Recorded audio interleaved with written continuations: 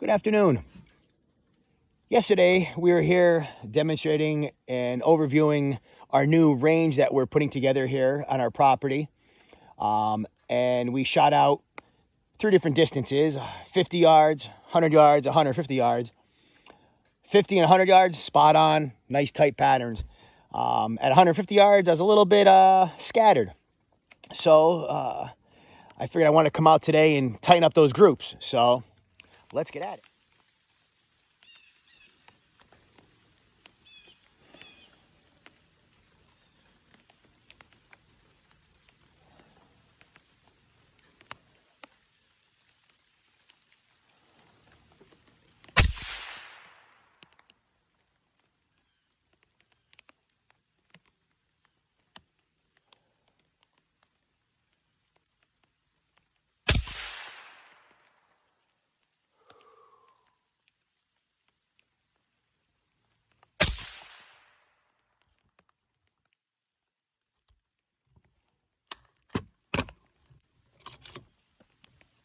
All right, not too bad.